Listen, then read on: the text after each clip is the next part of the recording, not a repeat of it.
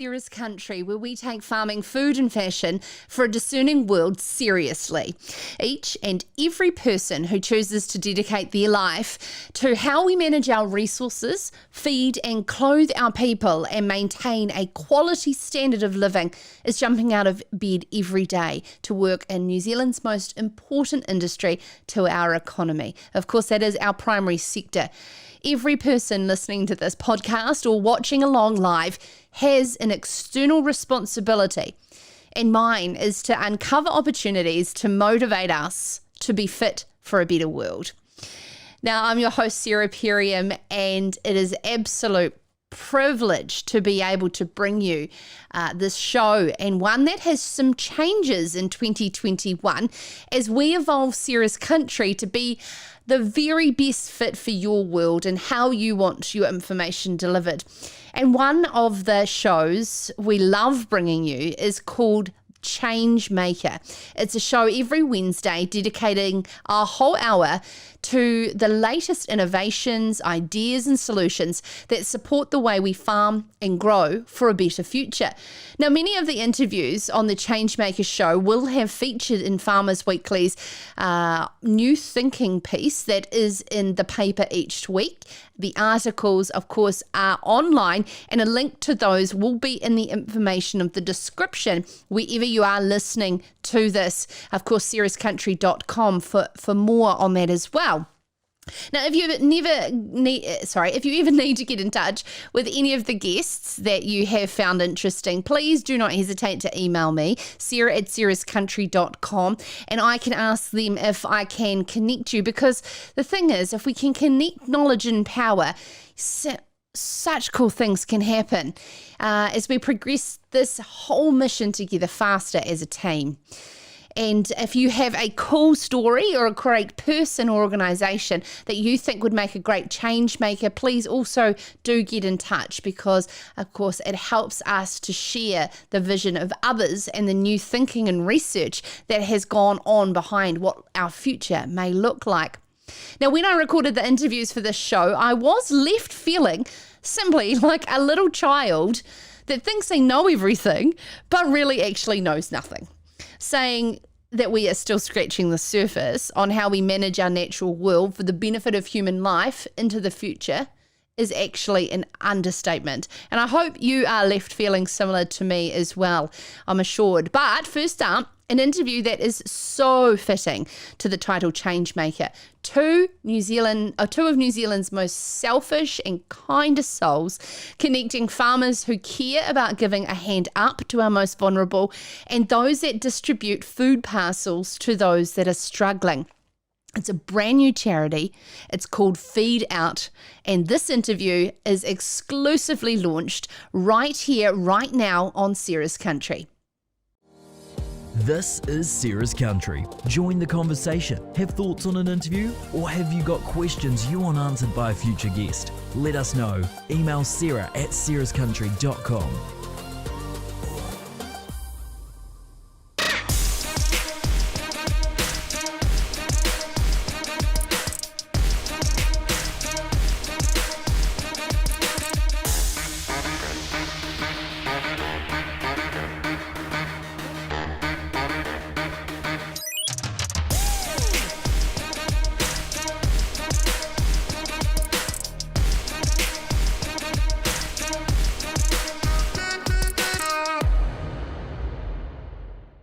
One of the first things you learn when you live out here is where to shop for the things you need to live out here. like electric fencing, or horse feed, or bee suits. Children. Chook food. Do you want a couple of these? Or something stylish to wear. Not everyone's got stuff like this. But at Farmlands we do, and then some. So if you need anything to help you farm, Grow, milk, dredge, Rhea, come on in. because we're out here too. We always love getting an exclusive story on Sarah's Country, and launching tomorrow is the extension of the Meet the Need charity, which of course is the charity where livestock farmers can donate meat to our food banks here in New Zealand. And Feed Out is the extension into the milk side of giving away, in terms of our dairy farmers having the opportunity to also contribute to our food charities here in New Zealand. What an excellent extension on a charity that is gaining so much momentum around New Zealand. Now, Taupo-based dairy processor Miraka has announced this partnership with the farmer-founded charity now known as Feed Out, from the same founders of Meet the Need. Now, so from early 2021, the charity will be supplying farmer-donated milk to food banks around New Zealand, providing much-needed support to the growing number of families in need. We're joined now by Wayne Langford, General Manager of Feed Out, and of course, Siobhan O'Malley, also a founder of Feed Out as well. Welcome to Sarah's Country, team, and thank you for the exclusive story. We really appreciate it. Oh, we love it. Hey, thanks for having us. It's a great night and great to be a part of it. Oh, thank you so much. Now, Siobhan, for those who are not familiar with Meet the Need, let's start there and give us a bit of an update on the year it's been. It's been an amazing first year for Meet the Need. We are a national charity and we work with our partners at Silverfern Farms to donate livestock. So that's anything from sheep, cows, cattle, deer. You as a farmer can donate livestock, and we take that value of that livestock and turn it into mince delivered to food banks. So far we're in around 60 food banks and have had over 600 animals donated. And what that actually means is we've provided up to 350,000 meals of mince to people who really, really need it in New Zealand. So it's been an unbelievable start. And Wayne and I particularly are really grateful for all the farmers that have got on board and said, hey, what a good idea, and donated. So we couldn't have asked for a better start. Now, Wayne and Siobhan, you're both dairy farmers. So, Wayne, why did you start with meat naturally when you're in the business of producing predominantly milk? I think that's a great question. I guess it was probably around creating a meal and meat typically for most families is the main part of a meal, and so to do that and to provide that effectively a gift to these families and to give them the opportunity to have a meal together, meat is a real luxury for a lot of these families, and if we can provide a little something like that in their food parcel, then that's pretty special and a pretty special gift from New Zealand farmers, really. Siobhan, so how does it work in terms of the logistics? Because it's not technically Silverfern Farms giving the meat away. It is directly connected to the farmers' goodwill. Yeah, 100%.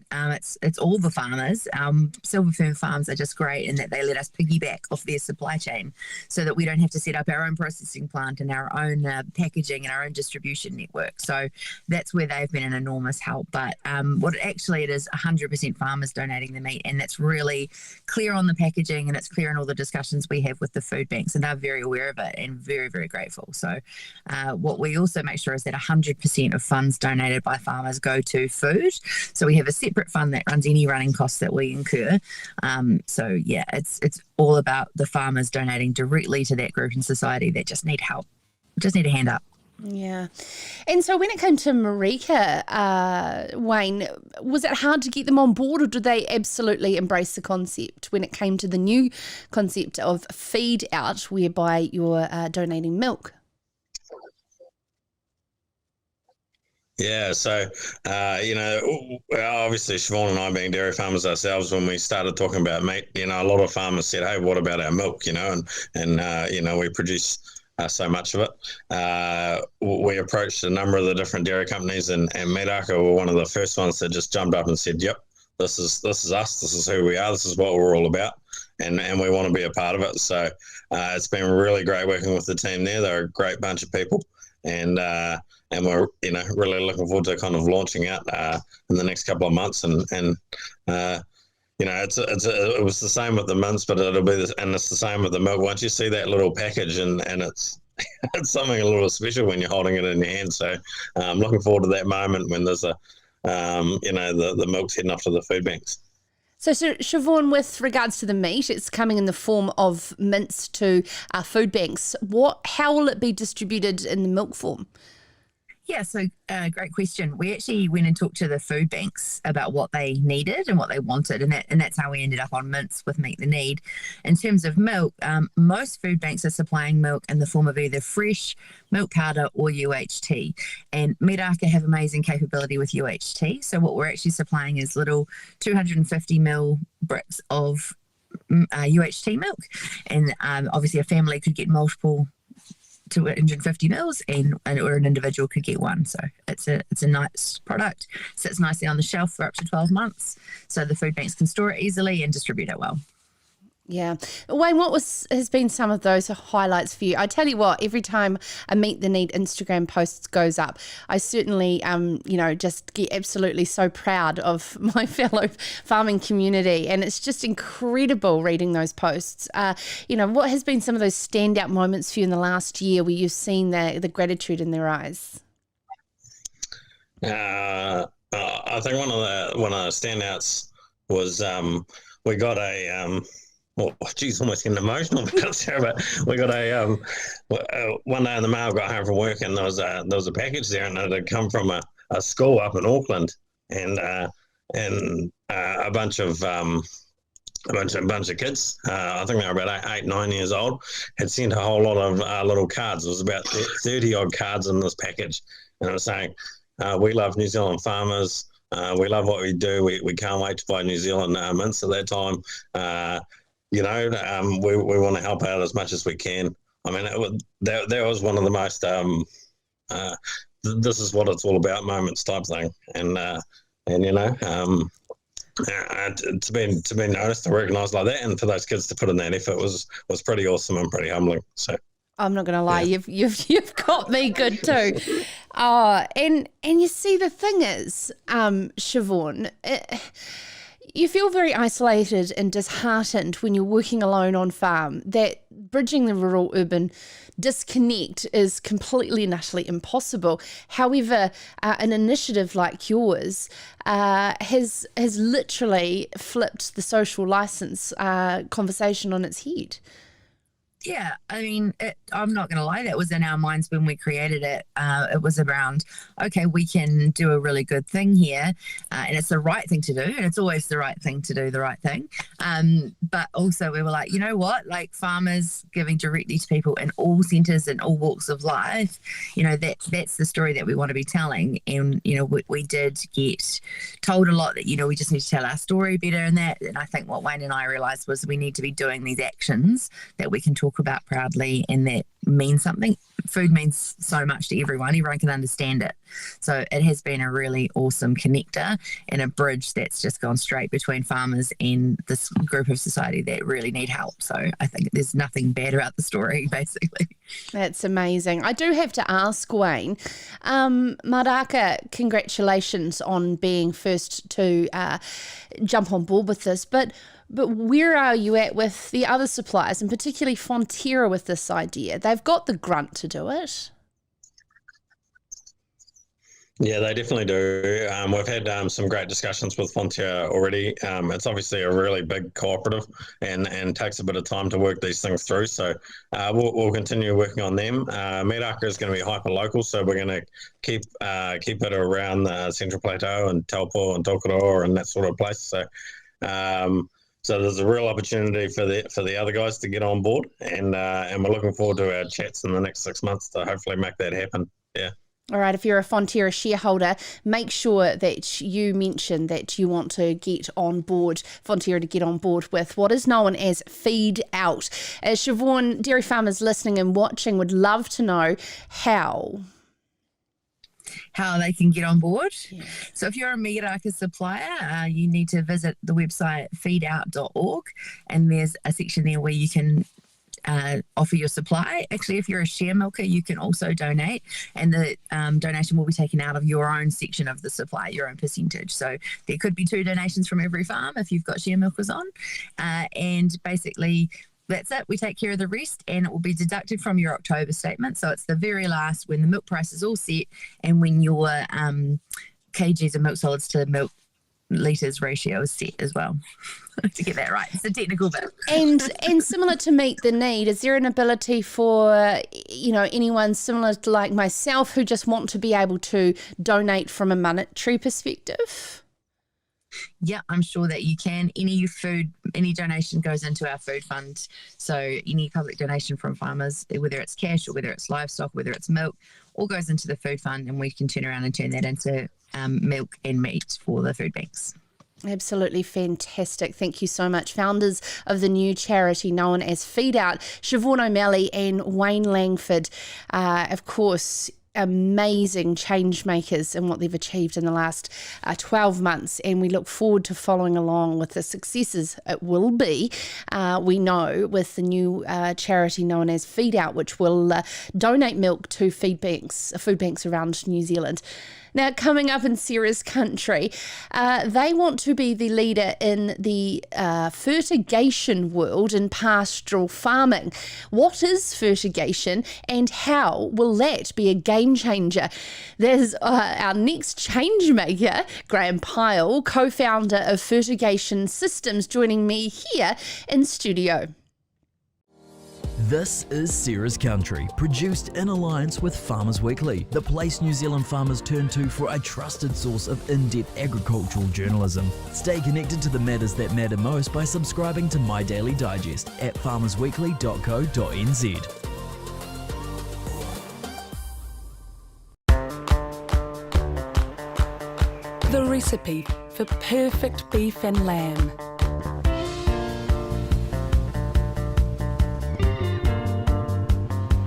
Take one small fresh country. Make sure it's nice and remote.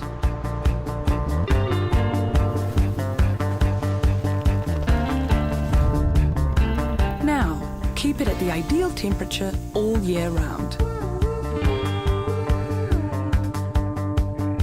Next, mix in the farmers. They go perfectly with the nature of this unique place.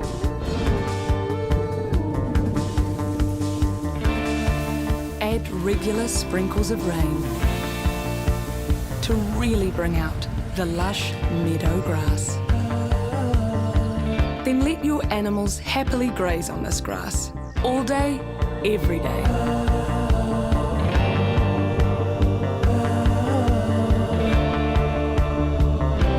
And there you have it, New Zealand, the perfect recipe for beef and lamb.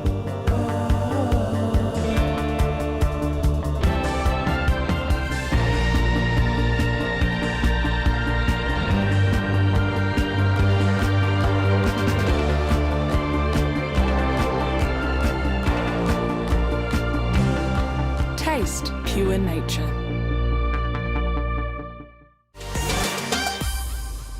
Well, here on the Sarah's Country Changemaker Show, every Wednesday, I love bringing you new innovations when it comes to helping farming and growing food and fashion here in New Zealand to be more sustainable, but also, of course, profitable.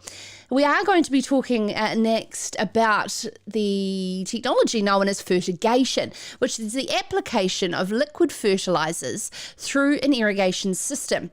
Fertigation Systems, the company, is a vehicle for successful and sustainable farming through precise application of fertiliser on farm using existing irrigation infrastructure.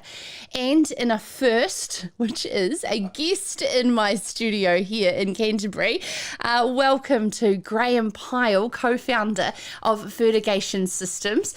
How great is it to have the title of first guest in Sarah's studio? I'm amazed and privileged, Sarah. Yeah, Thank you. Great. Do you like what I've done with the place? It's wonderful. Great art. Yeah, bit of nice pictures on the wall and stuff. Yeah, Trying to make it homely. Yeah, exactly. Yes, indeed. Yeah, awesome. Graeme, I've really enjoyed getting to understand more about fertigation, but I've sort of given a little bit of a brief there in the intro about what it is. Yes. But would you be able to put a bit more context around it for someone who's not familiar with either fertiliser application in general and what we currently do in New Zealand, and also irrigation through, say, pivots? Okay, so at the moment the farmers supply fertiliser via a truck, either with a spreader on the back, and they might do that once a year or once a month on a dairy farm.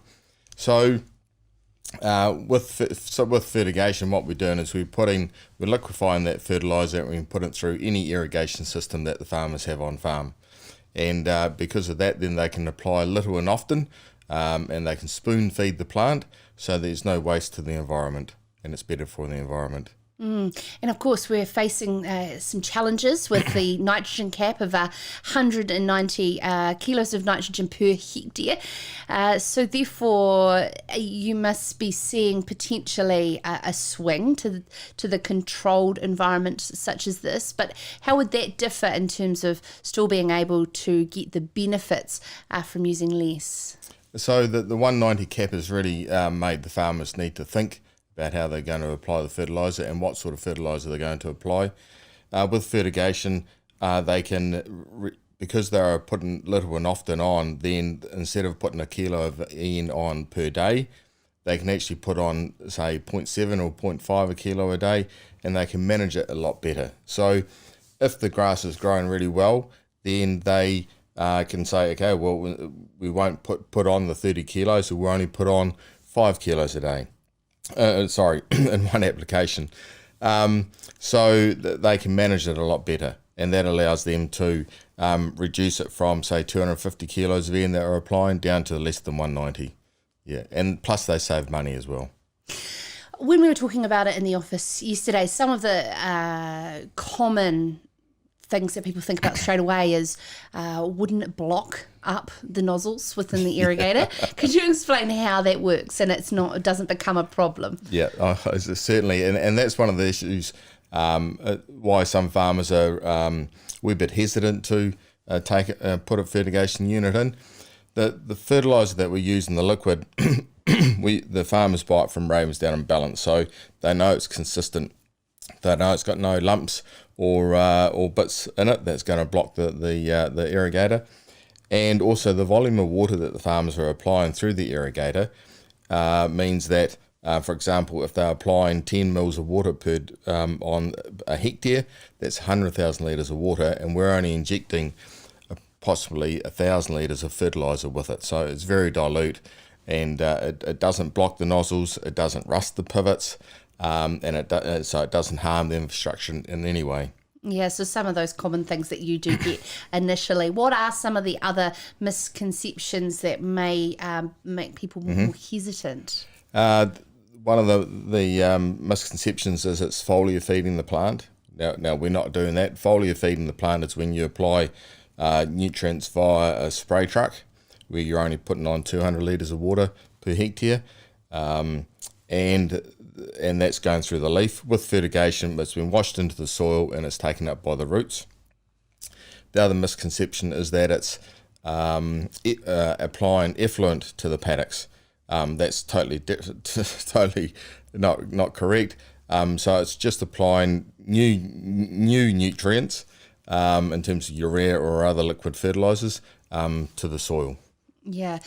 And fertigation as a concept, is it new to New Zealand because of our recently new infrastructure with irrigation? Like, what is happening around the world? In New Zealand, it's been around for about 15 years, but it's been around the world for like 40 or 50 years, especially in the States, where 80% of the fertilisers is put through the irrigators.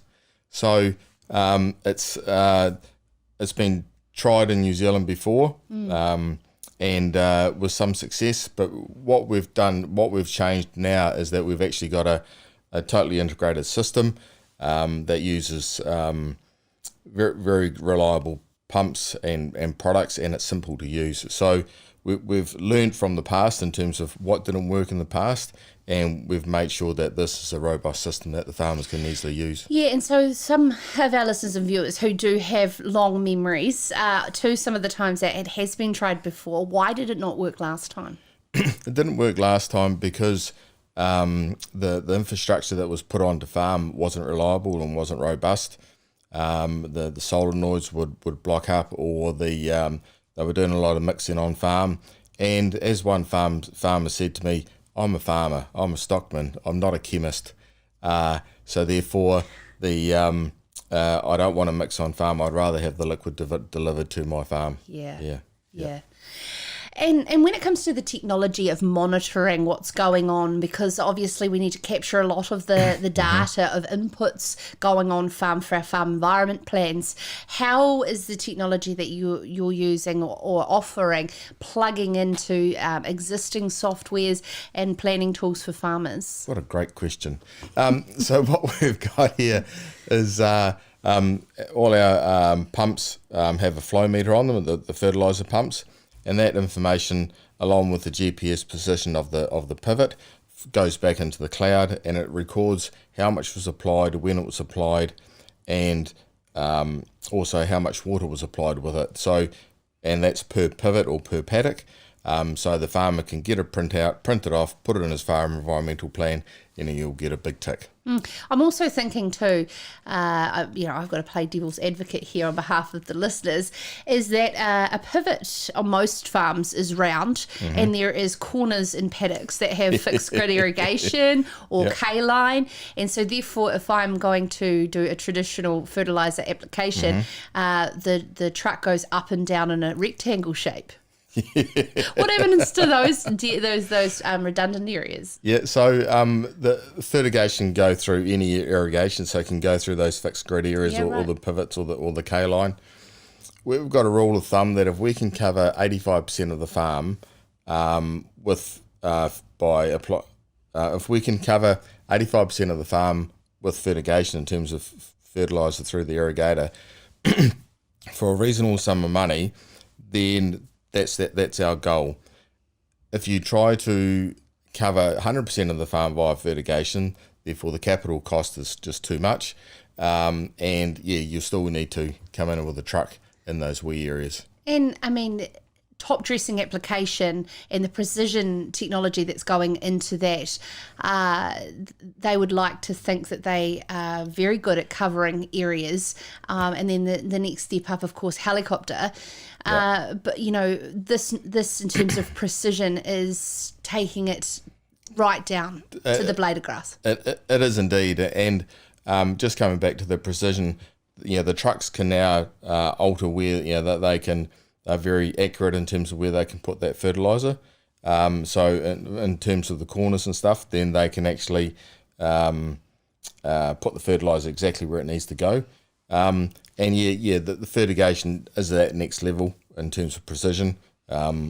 We can go within 10 metres of a fence line or whatever, just where the water stops, the fertiliser stops. Yeah, absolutely, and you're not trying to book in a chopper just before it rains, and so is every other farmer. Exactly. We know that happens. Yes, indeed. and applying minerals at the right time is something that could really enhance the productivity of New Zealand. Indeed, it can, and it's also the productivity because we can increase the efficiency with the fertiliser. The other one that we've been doing a lot of study on at the moment is also the emissions. If we can cut the emissions down in terms of less or no trucks on the farm spreading fertiliser.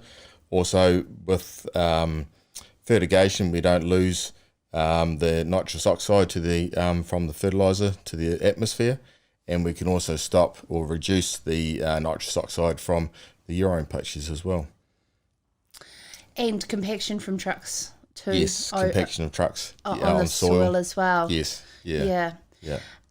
What about with regards to getting the minerals to the root zone more effectively? Yes, it does that as well. You're very knowledgeable, really. So the farmer doesn't have to wait for 8 mils or 10 mils of rain or irrigator to wash the urea or the fertiliser in. because it's been washed in straight away with the irrigation water. Yeah, I know. My at-home conversations are quite boring and technical in these sorts of worlds. But also, too, something I was fascinated at the Kiwi field days 2 years ago was a drip line irrigation under soil. And the first thing I thought of was how amazing fertigation would be when literally you are feeding the plant's root zones by burying the irrigation and the fertiliser. That would be a game changer. Yeah, it works very, very well with subsoil drip irrigation. That's the ultimate. And so therefore we're talking a lot about pastoral farming, but in multiple different land uses such as horticulture and market gardens, etc. It's endless? It is endless. There's a lot of fertigation units going on vineyards and also horticulture.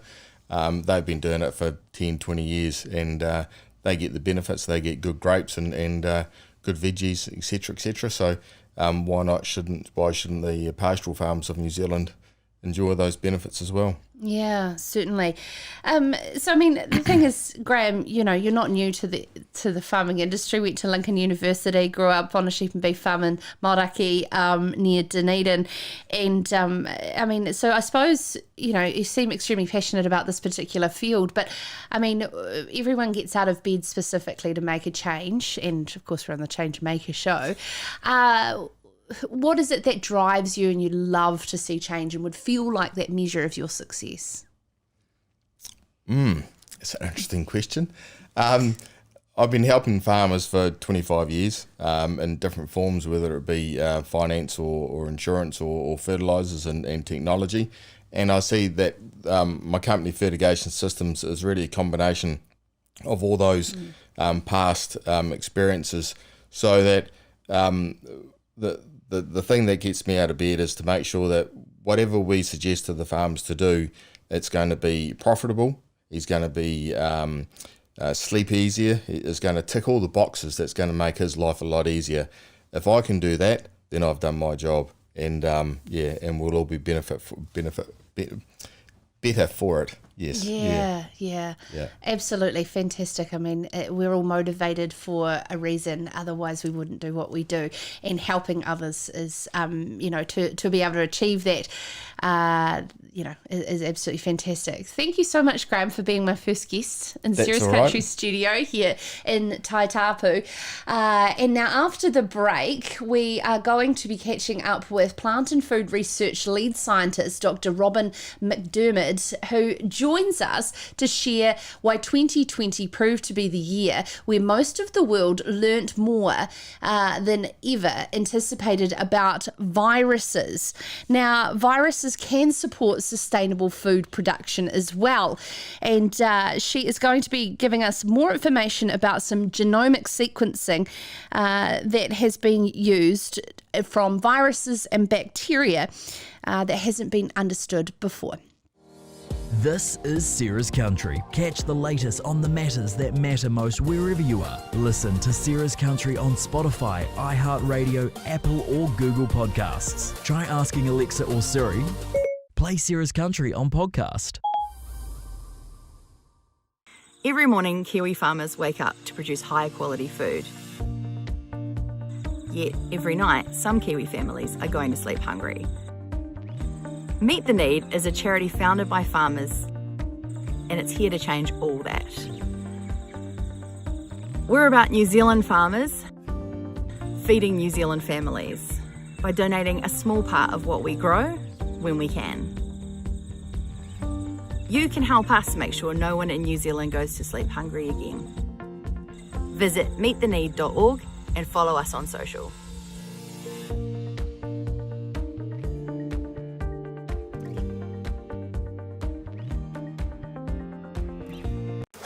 Really pleased we got into this.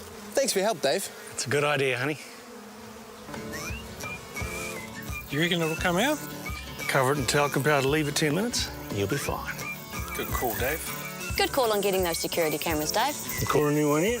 Yeah, kind of. When you've got decisions to make, we'll be there to help you make the right call. I'd go for those ones, Bob. Yeah, good call. Did you choose these? Oh, you know. For great advice and insurance, talk to FMG. Well, wasn't 2020 the year that we all learnt a lot more than we anticipated about viruses? Well, researchers are finding another silver lining in viruses can serve to be good for our sustainable food production. We're joined now by plant and food research's lead scientist, Dr. Robin MacDiarmid, who views this increase in understanding COVID as a silver lining for our primary sector. Thank you so much for taking the time to join us, Robin. My pleasure. I mean, certainly, I never thought when I woke up on the 1st of January 2020 I would be influenced by microbiologists as much as we have and epidemiologists and the like. But when you say a silver lining, can you explain more for our food and fashion sector? Yeah, well, there's multiple layers to that. I mean, first of all, you've got to meet some fantastic New Zealand scientists and hear more about what they're doing. So I think, that's a layer that has been really positive. And we've made decisions based on what they're talking about. And we've come out really well in terms of the international scene. So I think that there's an aspect there just about that getting to know people who are working in virology and getting a little bit more comfortable with what they're talking about. We've learnt so much about their terminology, and this sort of there's an aspect to where we've learned about the scary virus and the different things that we need to be concerned about, the replication rate, the transmission mode and quarantine, isolation, all of these things we've been very familiar with. And so that's good just in terms of, our familiarity, that connection between science and society.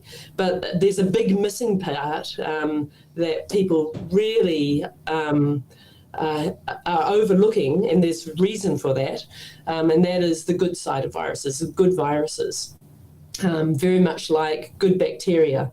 And technology is just getting us into the place where we can really delve into those good viruses. So in your role, you identify and categorise a lot of viruses. And as you said, technologies are helping your job. How has genomic sequencing sort of sped up what we know now more about good viruses? Yeah, well, we know we can sequence the virus that causes the COVID-19 disease, SARS-CoV-2. Just in a day, we can sequence the genome. So the genomes are short, they're really short. And the whole human genome sequencing capability that's been at work over the last few decades has enabled that capacity. So now we can just sequence the genotype of all the viruses in MIQ, just like that. And that's a really good, powerful technology. But the other thing that we can do is not target a particular virus, but target where we're going to just discover viruses.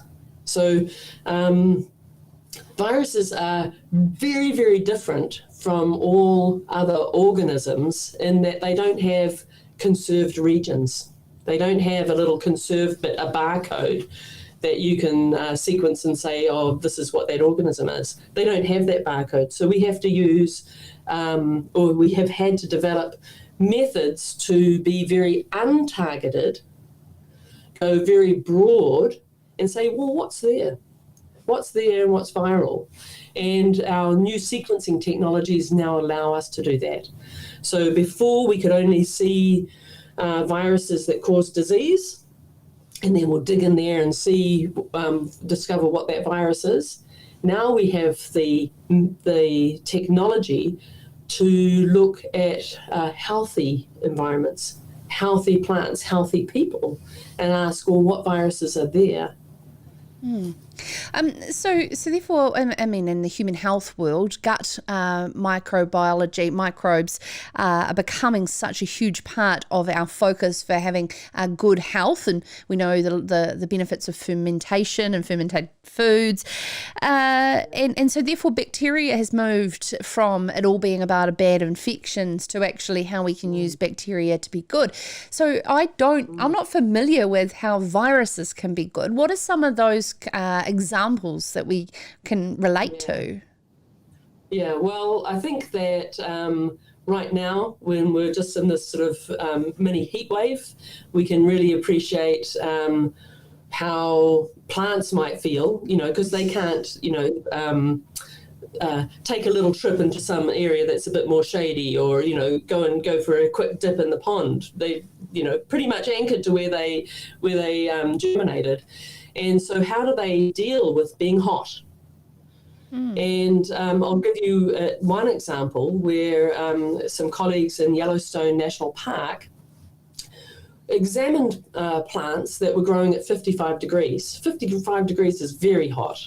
That's a severe wilting, and for me, same for plants. But these plants were growing at 55 degrees. And what they found is that every plant that had that capability was infected with a fungus. I'm not onto a virus yet, am I? It's a fungus.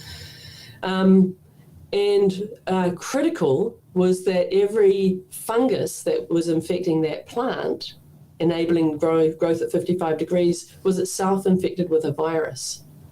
So you had to have the virus infecting the fungus and the fungus infecting the plant, and that enables growth at 55 degrees Celsius. So that's an example of where a virus is enabling a whole new environment for a plant to grow in. Now that is because these viruses are able to pull the strings like puppeteers and change the metabolism of their host, and not only of their host but their host's host. They're just the most powerful things on earth. Yeah, and so therefore my question goes to the rise in inoculants, fungicides, herbicides used in pastoral farming production systems for over the last century. Are these things that we're trying to kill off to protect the plant actually nature's way of saying we're trying to evolve in our environment? Oh yeah, well we're the top of the environment. We're really modifying the environment, and yes, microbes are adjusting to that. And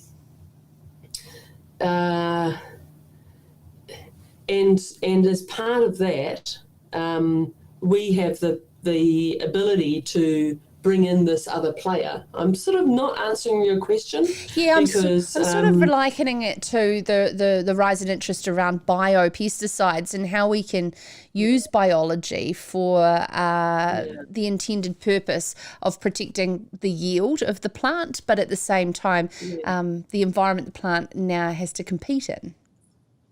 Yeah, so if you think of our current growing conditions, so they're pretty much monocultural. We're moving towards something that's got a bit of more biodiversity. And in the past, we've tried to suppress our pathogens, just kill them off using synthetic chemicals to try to do that. There's a new way of thinking that's being adopted over time and by different groups, where we're trying to bring the growing system into a little bit more balance in terms of the biodiversity, and here we can really see the opportunity for viruses to play their role. So some of the viruses that we're aware of and are studying are actually pathogens to the things that are pathogens to our crops. So they have the ability to slow down the growth of plant pathogenic fungi.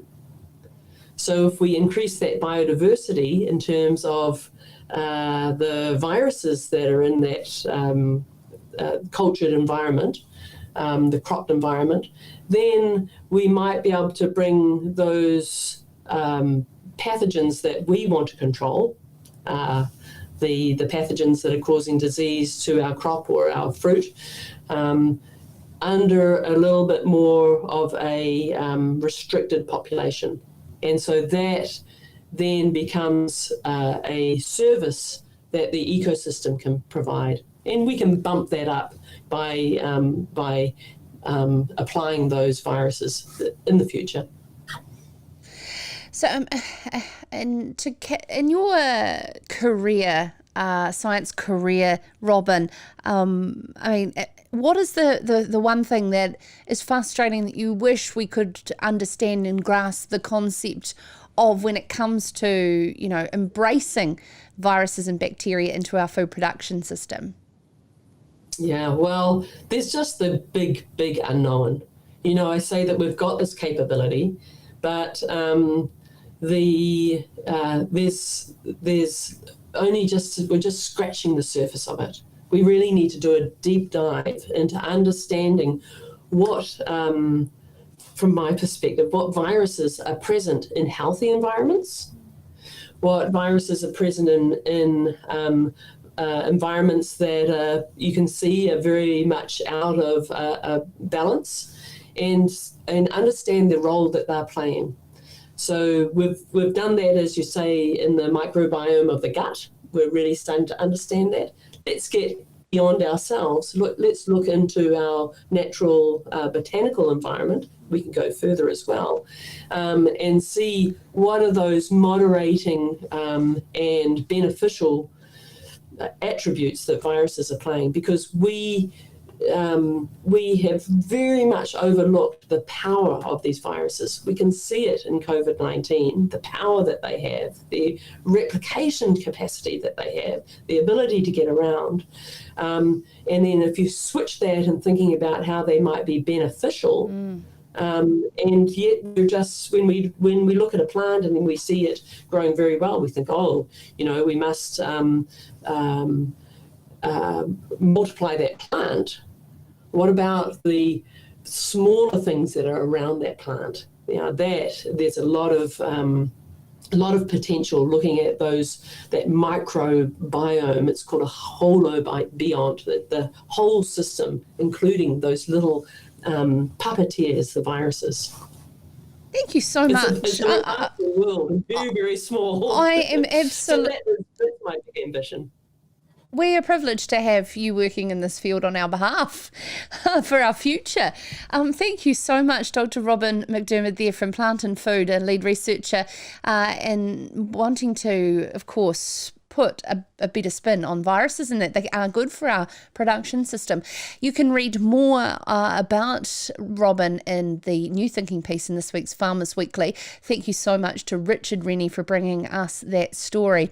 Now, to close the show, one of the big finds of 2020 is going to be a change maker in particular for the Canterbury area, as researchers have proved that there's a massive freshwater reservoir discovered lying 20 metres below the seafloor off the coast of Christchurch. Now, NIWA researcher Joshu Mountjoy will join us to explain the benefits of this discovery and how it may be able to protect us from our water security going into the future. This is Sarah's Country. Join the conversation. Have thoughts on an interview? Or have you got questions you want answered by a future guest? Let us know. Email sarah@sarahscountry.com.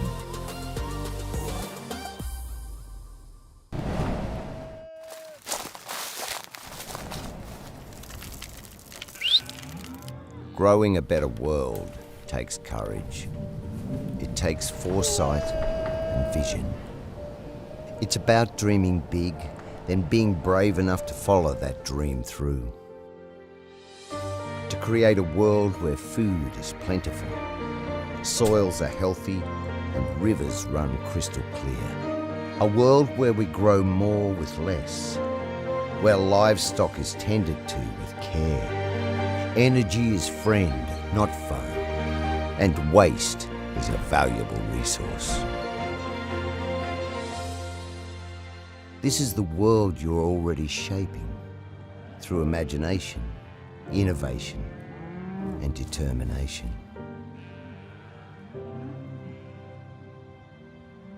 So as small steps become huge leaps, you move boldly forward.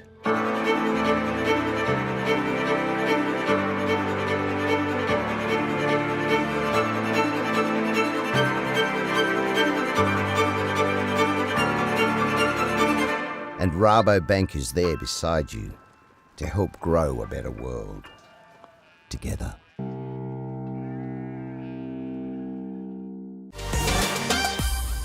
Well, sometimes you don't get a chance to fit all the stories into a show.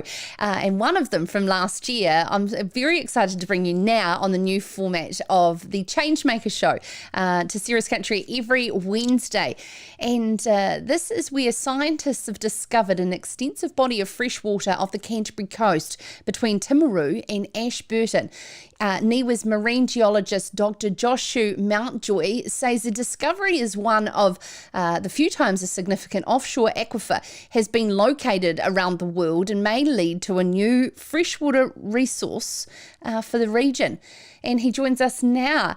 This is pretty exciting stuff, Joshu. Can I just start by asking, how does one end up in a research field like this?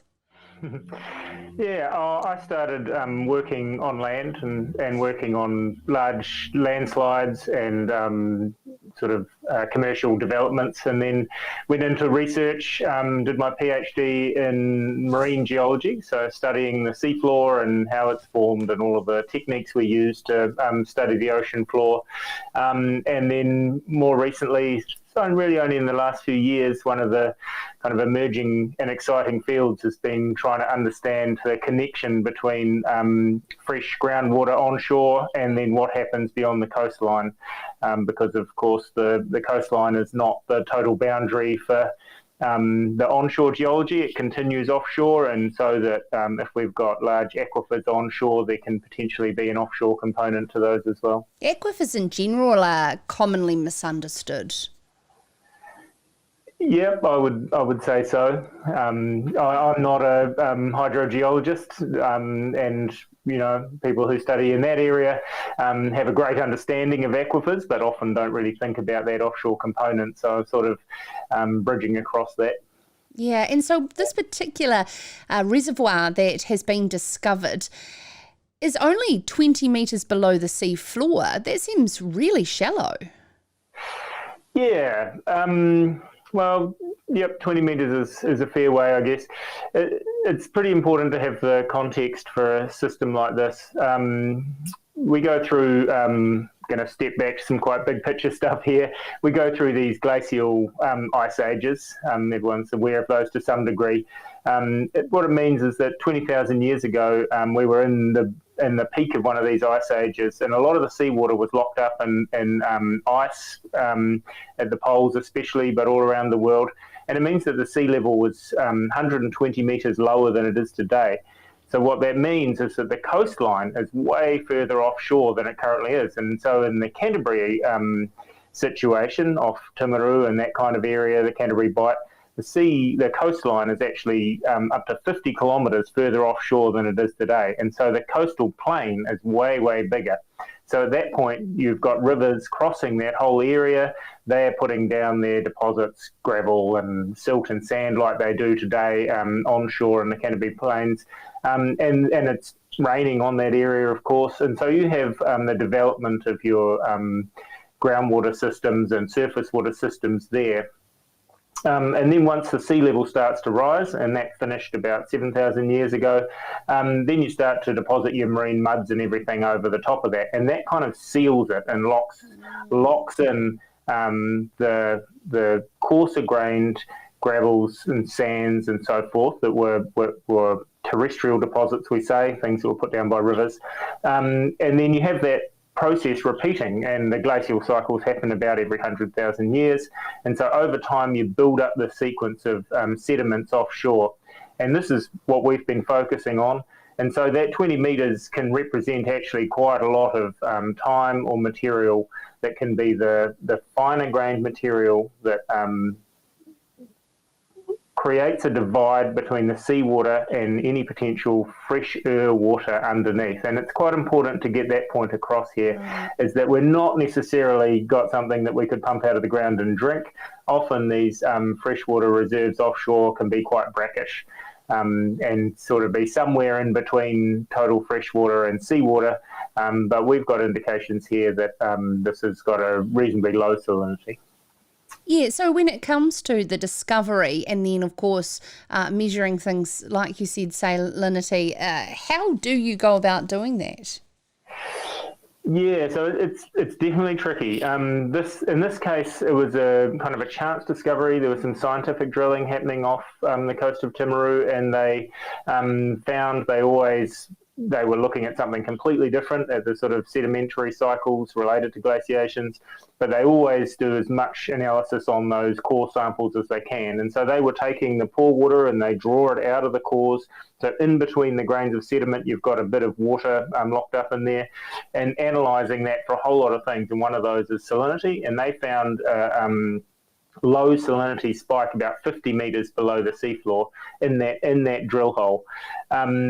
And so then that kind of drove this whole research. It was by a collaborator I've had in Europe. He's Maltese, and he got some European funding to come and study this offshore Canterbury, because it's one of the few places where this has really been identified, and it's an ideal place to study it. We've been working together for a long time, and in New Zealand we have some good equipment that we could offer to join together this collaboration. The key thing about the salinity is using electrical methods. And so we look at the resistivity of the sediments, the electrical resistivity or conductivity. They're just the inverse of the same thing. And if you've got fresh water, it's less electrically conductive than salt water. And so you can see areas within the seafloor sediments where that electrical conductivity changes, and that gives you some idea of how saline it is. Interesting. And the fact is also is the volume that's there, 2,000 cubic kilometres of water, equivalent to half the volume of groundwater across Canterbury. I mean, naturally, the first thing that I'm sure the discovery was, how do we tap into it? Do we need to tap into it? For what reasons? What sort of come out of publishing your research? Yeah, absolutely. I mean, I guess we've got quite a long way to go to prove that this is, the scale and the salinity of what's been interpreted from the geophysical survey that we've done. And so we are proposing further drilling and things like that to go and take it further. But nonetheless, we have a good idea of what's happening. And yes, there's definitely significant implications for society here. There's two things really that are possible. In this case, it looks like this groundwater reservoir is quite old, and it's not necessarily directly connected to what's happening onshore. So it's not like the water that's flowing underneath the Canterbury Plains is just continuing out offshore and becoming part of this. It looks like this reservoir is quite isolated, and so it's probably quite old. And so it means it's potentially a non-renewable resource, and so if you started extracting it, it's not going to be replenished for 100,000 years or something, which is out of our time frame.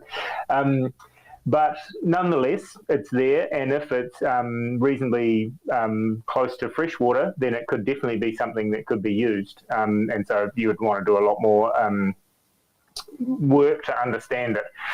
And that is offshore Canterbury, but that same model of groundwater probably applies all the way along the Canterbury coast, and also in other places such as Hawke's Bay and other areas on the east coast of the North Island and the northern part of the South Island as well. And we've been looking at the potential for offshore groundwater resources all around New Zealand and working on a publication on that with Leanne Morgan from the University of Canterbury. But the second part of it, and probably the more important part for New Zealand, I think, is that if we have systems that extend onshore to offshore and they are connected so that they're recharging the offshore part of that from onshore. And a great example of this is in Wellington. The Waifatu aquifer is used for 70% of Wellington's drinking water, I think.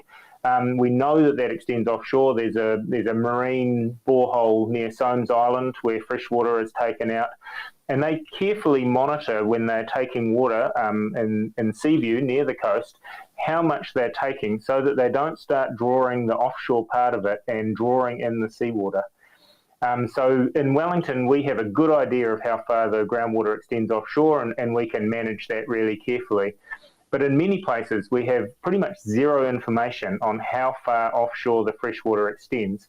So you can imagine a situation where you've got near coastal groundwater bores and you're extracting water. You know, it's managed by local government, but we don't know how far offshore the freshwater extends. And so if you're taking freshwater near the coast, you could actually be drawing that freshwater from offshore, and in many cases we probably are. We have pretty much no examples around New Zealand of coastal groundwater salinisation due to over-extraction, but we don't know how far away that might be. And so potentially we are drawing that offshore water, and then one day the saline part of that might arrive at the coast, at which point it's definitely too late. And so in terms of trying to understand these systems, I see the most important part of it is knowledge of how far offshore that is so that we can make sure we manage these for the long term. Golly gosh, you have such an important role to play in our future, not just our own generation, but intergenerationals for thousands of years ahead of us. Joshu, what a massive thing to have on your shoulders. Yeah, I totally see it as a future thing. It's something that in 50 years' time, it's going to be just absolutely critical to understand this. And at the moment, we're just sort of getting an idea of what's there and even just seeing the need for it. Literally scratching the surface of what's underneath. Absolutely incredible. Thank you so much for your time, Joshu, Dr. Joshu Mountjoy, a marine geologist at NIWA. Oh, I'm sorry, I'm just absolutely blown away by how much we just don't know. And of course, what we do know, you can find in Farmers Weekly and farmersweekly.co.nz. And thank you so much again to Richard Rennie for that story and covering that. For all of the stories on Sarah's Country that you want to know or get in touch with any of our guests, please send me an email, sarah@sarahscountry.com, and I'll reach out to them to see if I can connect you, because of course we can't make change if we don't come together and collaborate and connect over some of the major challenges and opportunities that we have in the food production sector here in New Zealand, and how we manage our resources, which is absolutely crucial, because we can be world leading in the way that we demonstrate that. That is all we have time for on the Changemaker Show for Sarah's Country. We'll be back on Monday with another newsmaker, bringing you the latest news and matters that matter most on Monday, live from 7 p.m, and of course always on demand on podcast, which is of course our most popular way that we know that you consume Sarah's Country. And of course connect with us across the web on all social media as well as a way to get in touch with me.